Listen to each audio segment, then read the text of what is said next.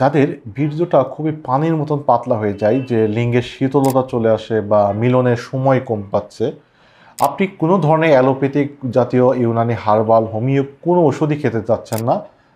আপনি প্রাকৃতিক কিছু উপাদান খুঁজতেছেন, কিন্তু বিশ্বস্ত জায়গা পাচ্ছেন না, খাওয়ার নিয়মও জানেন না, কিন্তু বিশ্বাসও করতে পারেন না, তাহলে আপনার জন্য টিপস হচ্ছে যে তাল মাখানা, এইটা শিলাজিৎ, কাতেলা, ইসুপগুলির ভুসি, তকমাদানা, সিয়াসিড, এই সমস্ত যে উপাদানগুলো বাজারে পাওয়া যায়, এটা কাঁচা বাজার বা হাট বাজারে পান সুপারির দোকানে কিন্তু এটা পাওয়া যায়। এটা হচ্ছে প্রাকৃতিক কিছু উপাদান। এই উপাদানটা আপনি পানিতে ভিজিয়ে 1 থেকে 2 ঘন্টা পরে নিয়মিতভাবে খেতে হবে। এতে সুবিধাটা হচ্ছে যে কিছু কিছু ক্ষেত্রে দেখা যায় যে যাদের বীর্যটা খুবই তরল হয়ে যায়, ওয়াটারি সিমেন্ট যেটাকে বলি, তো তাদের এই বীর্যগুলো একটু ঘনত্বটা বৃদ্ধি পায়, আর সহজেই কিন্তু বীর্যটা বেরিয়ে পড়ে না।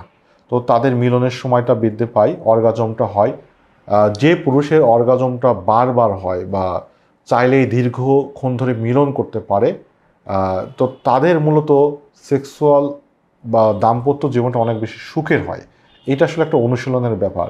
এটা আপনি প্রতিদিন রাতের বেলা ঘুমানোর আগে খেতে পারেন, অথবা ঘুম থেকে উঠে সকালবেলা বাসি পেটে খেতে পারেন।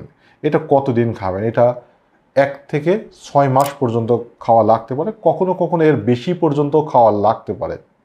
কারা খাবেন না? যাদের দীর্ঘদিনের আমাশয় আছে বা আইবিএসের প্রবলেম আছে, বদহজম আছে, তাহলে তারা কি খাবেন? আগে আপনি বদহজম ঠিক করবেন।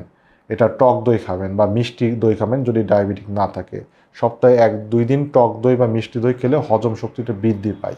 তাহলে এই ঘরোয়া পদ্ধতিতে যেই জিনিসটা আমি দেখালাম বা দেখাচ্ছি, এই জিনিসটা যদি আপনি নিয়মিতভাবে যদি খান, তাহলে আপনার কোনো ওষুধপাতি ছাড়াই আপনি সুস্থ হয়ে যাবেন। আপনার বাজারে পান সুপারির দোকানে যেয়ে এটা সামান্য কিছু টাকা লাগে, এটা কিনে নিজের বোতলজাত করে এটা খাবেন। তবে খেয়াল করবেন যেন পোকামাকড় বা ময়লা আবর্জনা যেন না থাকে।